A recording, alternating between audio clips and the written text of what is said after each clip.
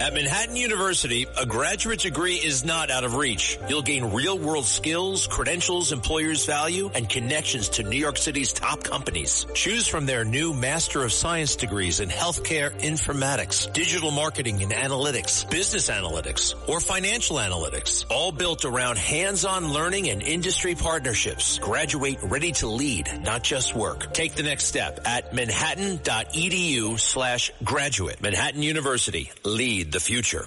Listen, all you New Yorkers. Excuse me. Taxi.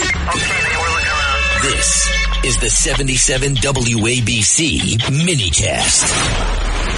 Welcome back, folks. This is the More Money Show. I'm economist Steve Moore. Don't forget to sign up for our free hotline at the unleashprosperity.com. Just go to unleashprosperity.com and sign up for the free economic newsletter that comes out every morning. A lot of the subjects we talk about on the show, we cover in that hotline. And one of the big issues that we've been covering a lot lately, what I think the biggest economic and national security and economic security issue for our country is, will we continue to lead the technology age that we live in, what I call the digital age?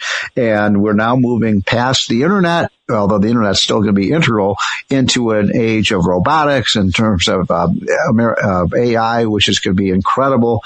But a lot of people are nervous about it. So I wanted to bring on Steve Delbianco, who is the CEO of a group called NetChoice. And he is an expert on these issues. So listen carefully to what he has to say. Steve Delbianco, thanks so much for joining. Hey, Steve, thanks for having me. I want to make sure your listeners know that your hotline is required reading for my entire team every day. And I encourage your listeners to subscribe. Well, thank you, Steve. And so I want to get right into it because there's so much I want to cover with you. You and I talk pretty regularly. People are nervous about AI. They're nervous about data centers. They're worried about transmission lines. And so can you walk people down from the ledge? Because a lot of people think, oh, I'm going to lose my job or I'm going to die of cancer because of transmission lines. And it seems like there's a whole mythology out there about this coming revolution. Steve, you're right. I travel all around the country, town hall meetings with politicians. I go to planning commission meetings, state legislatures. And I have for 6 years as my business has tried to help America's major tech companies to build data centers around the country. These are the companies that are in the Magnificent Seven. Your listeners all have them in their retirement accounts: Apple, Microsoft, Google, Meta, Amazon, NVIDIA, all of those companies. And they're building about one data center every week. We have for many years. And we have to do that. One a week? One a week on average, Steve. Wow. Even before AI came along, and that's for one simple reason. Take a look at your phone. Look at all the photos, videos. Look at all the e-commerce that you do, all the messages you send where you attach those photos or videos, or social media where you share them. And what you'll also realize is that America's users, we almost never delete our old photos, videos, and messages. So everything in there is accumulating. More and more businesses are moving online through cloud services. And everybody loves the cloud. You buy a new phone and the cloud enables you to transfer everything from old phone to new phone. But look, the cloud doesn't live in the clouds, right? The cloud is in a big white building about the size of an aircraft carrier. And that building costs roughly $1 billion to construct. And most of that cost. Wow. $1 billion. Wow. That's right. And most of the cost is the servers that go inside. And by the way, so let me just interrupt you for 1 second, Steve. So, but the technology companies are building these, right? I mean, they're underrating the cost of building these data centers. They're paying the full cost. There's not a dime of government or taxpayer money in the private sector that's building all of the tools that all of your listeners use every day. The mapping, And this is an investment binge. These things are constructed with union workers. They pay taxes too, right? I mean, in Loudoun County, right outside where I live, it's one of the major taxpayers in the whole counties that pays for the schools, pays for the playgrounds, pays for the fire department. All the public services are largely financed because of these data centers. 45%. It's over half the tax revenue in Loudoun County. It's not just the investments that are covered. They've also been able to offer tax relief, property tax relief to all of us who live in Loudoun County. For 10 straight years, Loudoun County has reduced the rate that residents pay on your property taxes. They've reduced it because data centers have picked up more and more of it. And so the other anxiety, so the point is this is economic development for a lot of these smaller towns because they're not building these data centers in the middle of big cities. These are oftentimes in exurbs and suburbs. It brings tax revenue in, brings jobs in. Why are people opposed to this? There's a general anxiety about change, and we live in an anxious time. This country has never been buffeted by so many changing circumstances and a political divide, and it's completely understandable why people of all walks of life are nervous. And they also, maybe they don't trust what they're hearing on the news or what they hear from businesses. So a lot of them need to see it with their own eyes, and that's usually the way that we do it. We explain why we need data centers, and it's because you, customers, need data centers. We're not building them for ourselves. And we talk about the fact that around the country there are rural areas, or just outside of the suburbs, where a county has abundant land that's affordable, and they are welcoming with open arms a data center that invests $1 billion, has two years of construction with 2,000 workers pouring money into the local economy. And then when the data center opens, it employs 200 high school or trade school grads at an average of 6 figures. These are 200 guys that don't have to move to the big city to have a career and raise a family of their own. And these are also communities where the county commissioners are ecstatic about the idea of doubling their property tax revenue, giving relief to property tax payers, as well as spending money on infrastructure. But there's one critical ingredient, and it's Steve, power. We have to have accessibility to power. So I think a lot of people are confused about what this revolution is about. By the way, I bet a lot of people don't even know what a data center is. What is a data center, Steve Delbianco? 2-story building, like I said, about the same footprint as a aircraft carrier. And inside are roughly 2 floors, and along each floor are racks. There are racks of servers, approximately 6 or 7 feet tall. And on those racks are server blades. Those server blades have storage, the same kind of storage you have on your computer and your phone. Oh, but they also have AI chips from NVIDIA and other American companies. And those AI chips mean that data center uses even more electricity to power AI. The bottom line, though, is that you don't have internet without these data centers, right? You're not going to have a lot of the technology. The data centers are the sort of the brain center of this whole operation. They are, and that the cloud has always been in a data center, and the cloud is how we are able to access services. Like I can look at archives of more money on WABC's website. That's all in the cloud. It's not quote unquote in the internet. It's in a cloud storage facility, and the internet enables us to have access to it.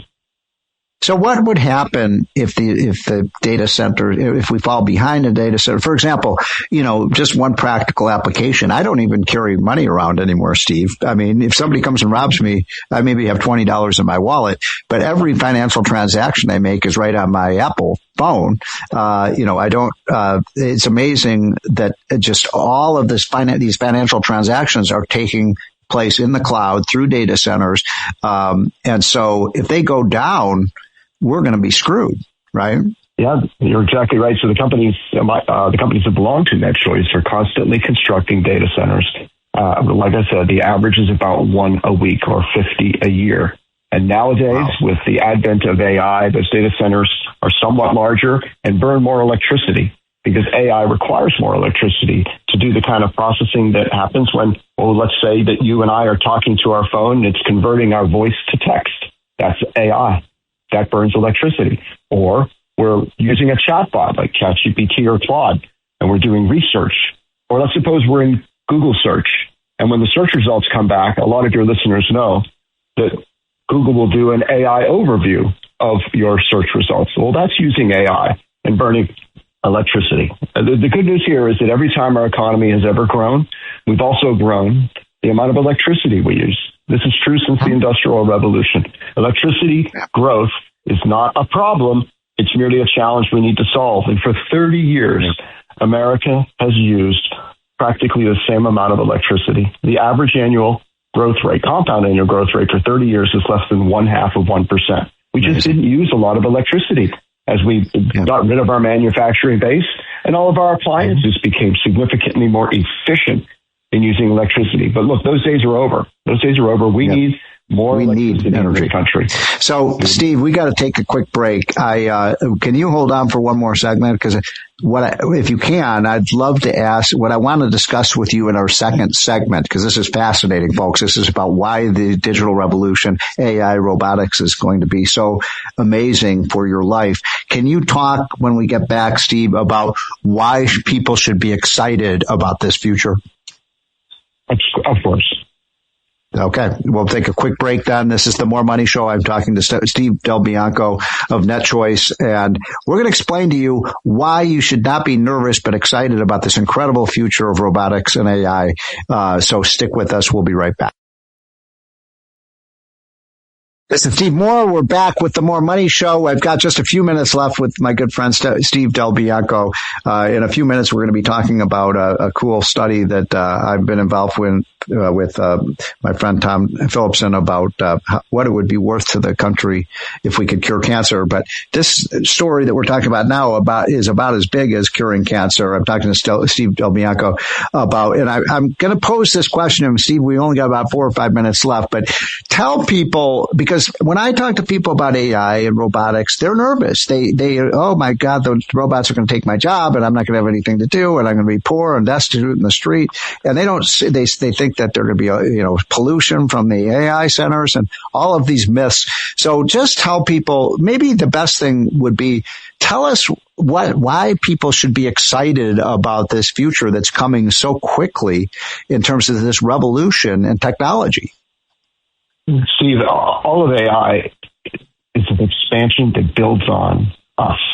It builds on human knowledge, human creativity. The way we train an AI model is to look at what humans have done, learn from it, enough that AI can help humans and help you to do your writing, your analysis, your summary. I mean, think about doing a Google search 3 years ago, and to brings back a dozen results, you've got to go to each of those result pages, read them over, figure out if it's relevant, and you're going to run out of attention span before you make it through the search results. But AI changes everything. AI is superb at using our language that we've taught it to dive into those results and come back with analysis and summary of your search results. That's what you see in AI overview when you do a Google search today.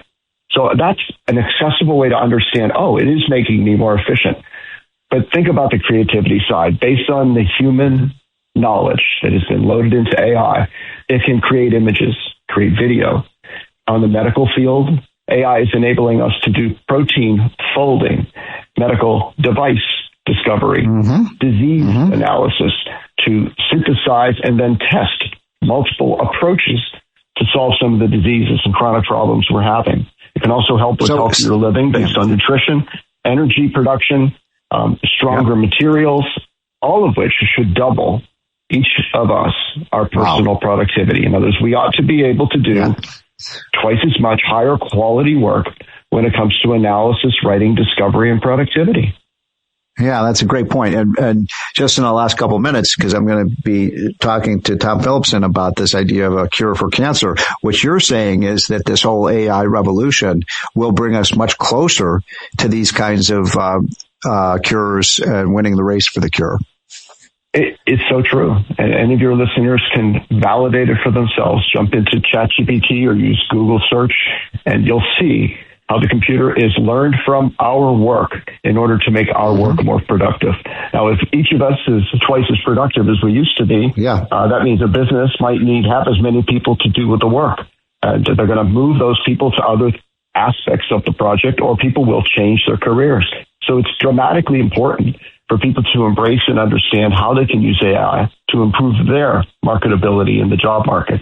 And I don't want to necessarily panic people too much, because every month the American economy sheds 5 million jobs. I mean, let that sink in. Every month we have 5 million jobs that disappear through the changes of businesses, productivity gains, import competition, whatever it is. But each month our economy, Steve, creates 5.1 million jobs.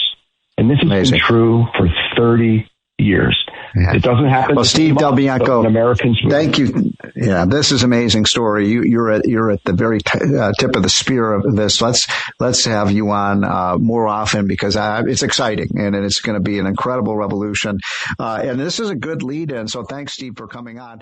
At Manhattan University, a graduate degree is not out of reach. You'll gain real-world skills, credentials employers value, and connections to New York City's top companies. Choose from their new Master of Science degrees in healthcare informatics, digital marketing and analytics, business analytics, or financial analytics, all built around hands-on learning and industry partnerships. Graduate ready to lead, not just work. Take the next step at manhattan.edu/graduate. Manhattan University. Lead the future.